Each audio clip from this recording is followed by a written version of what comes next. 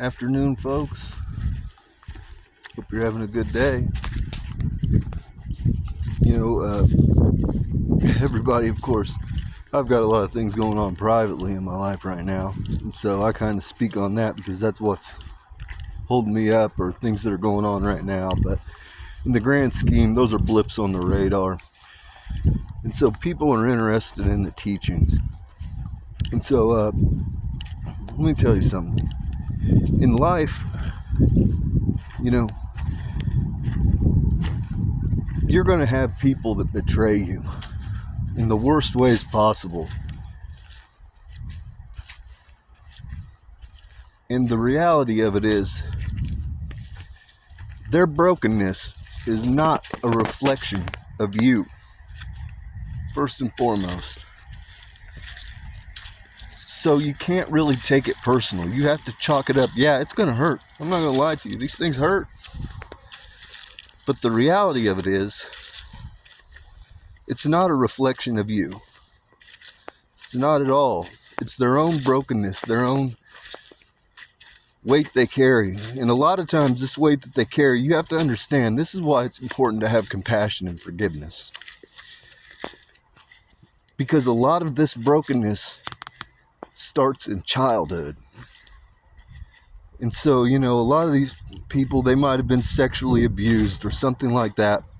And that opens up the portal, that attaches the demon, and they can't shake it. And then once they get to a certain point, there's soul contracts involved and different things like that. And the reality of it is, it's just so ingrained in them that they get, can they be released from it? Yes, but man, it's really hard. It's really hard. Most of them cannot turn and not look back.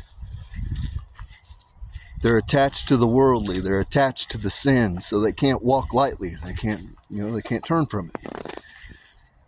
But with that, there comes times in life where you have to do things that you don't want to do. It's heavy burdens. Heavy is the head that wears the crown. And when these times come, you might have to go to war. It's not because that's what you want to do. No, I'm a peaceful person. I'm a loving person, a compassionate person. But make no mistake, I will salt the fields. I will salt the fields. When things go awry, I'm the one that God sends. Literally, I am the 5-star general of heaven. Satan, the devil, Baal, Lucifer, they pay homage to me. They know who I am. In fact, Lucifer came and saw me last night. I went on a walk about 1 a.m. and he came and spoke with me for a brief bit. So, the reality is, when you go to war, the old saying, give them enough rope and let them hang themselves. See, I've adopted a philosophy. I'm going to have the best cardio. You're not going to win me. Get me out of wind. You're not going to do that. I'm going to be able to go 5 more rounds than whatever we're going to fight. And the second thing is, I have heart. You can't buy heart. You can't teach heart. Some people have heart. I have heart. I will take that ass whooping. I will take that L over and over. You can beat the shit out of me. And I will sit back silently and patiently.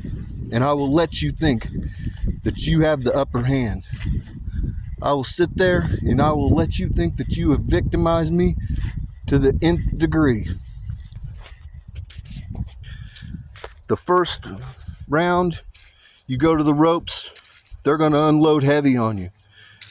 The second round, they're going to unload heavy on you. The third round, they're going to unload heavy on you. The fourth round, the punches start to slow a little bit. They still hurt. You're still getting bounced off the ropes. You got to stay loose. You got to keep your elbows tucked over your ribs and your gloves up over your head.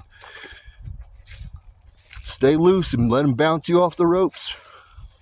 The fifth round, slow. The 6th round, they're starting to look at you like, well, why won't he break?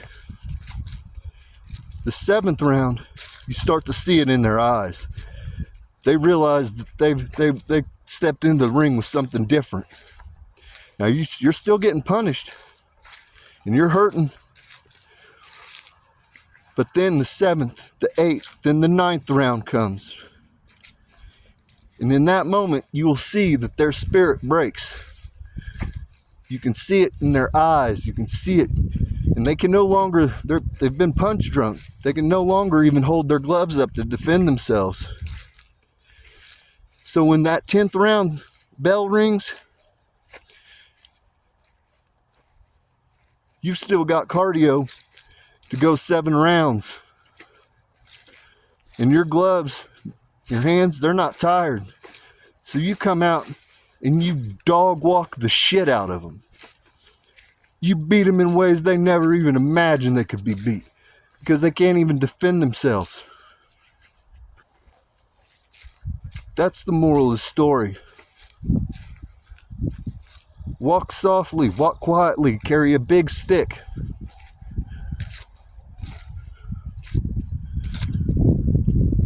Don't reveal your bark and your bite until it's business time. Let them think you're sweet. Sit back, play the fool. Let them think they got that upper hand on you. And all the while, you sit and move the pieces. See, when I move the pieces, I've been monitored for a long time now, years. My memory was restored the last eclipse. That's the triggering event for which of course, if you all remember, they called it the Tav and the Av, the beginning and the end, because it made the symbol over the United States. Well, guess what? I'm the Alpha and the Omega, the beginning and the end. So, anyways, that was the restoration of my memory when it began all coming back.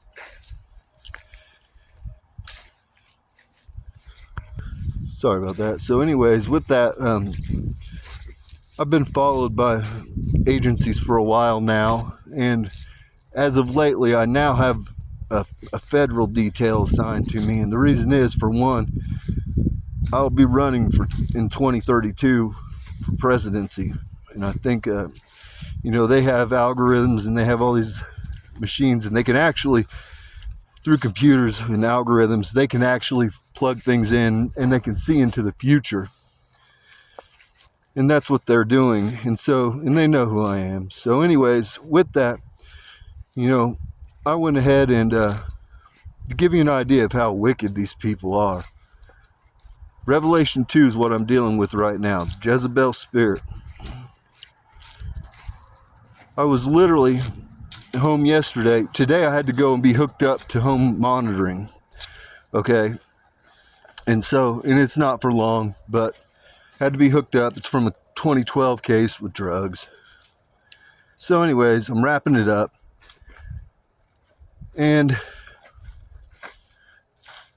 one of these people that have been conspiring against me shows up, and they show up, and literally, I've never had anybody give me free drugs my whole damn life. I'm clean as a whistle. And literally had to go into home detention today to have a bracelet put on. They show up at my house with a handful of Xanax, saying, "You want some Xanax?" Now, these are the people that literally, the prior night, I unleashed all kinds of hell on them. And with that, the beings came back to me and reported that they were formulating a plan to try to get me in a car to a different location so that they could kill me. And so, long story short, I dropped a line on them and said, "You funky bitches, I'm not getting in any car with you. Who do you think this is?" So then they formulated a plan where they were going to come to my home last night. And so that's why they sent somebody in with Xanax, hoping I'd take the damn Xanax, be zonked out, and then they could come in and do me in. But bear in mind, all the while, the FBI monitors me now. So, of course, anybody that even comes in proximity to me, guess what? The FBI's monitoring them too. They want to know everybody around me. And so, of course, now the records are pulled. You know, there's a digital footprint. There's no erasing any of that.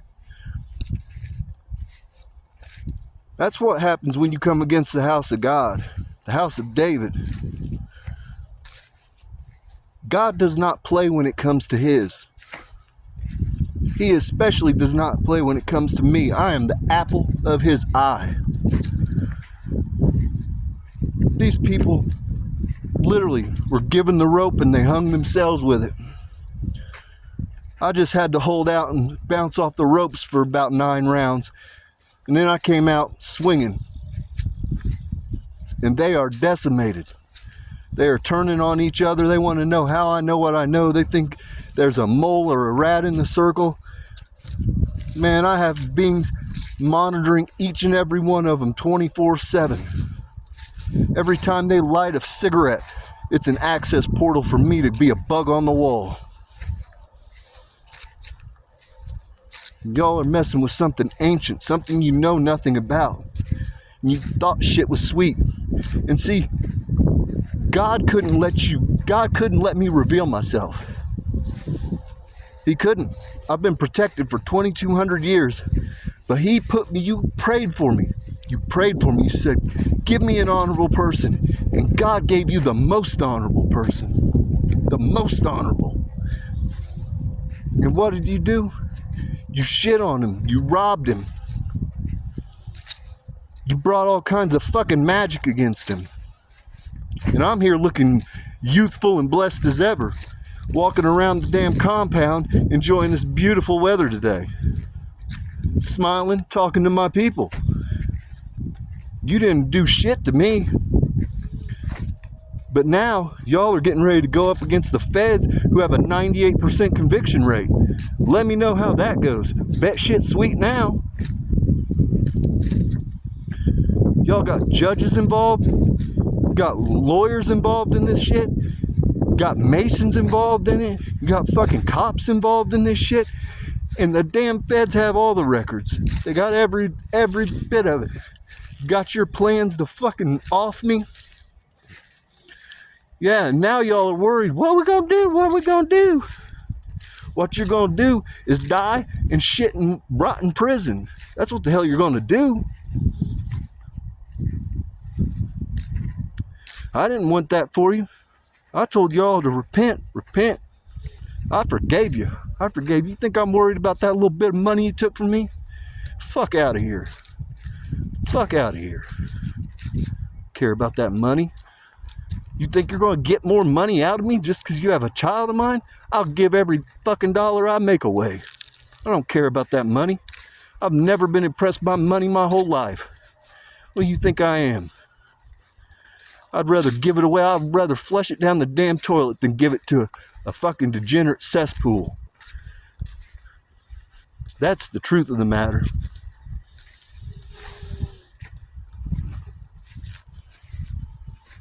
You know, y'all knew who I was and you kept going. Then behind closed doors, you all mocked me.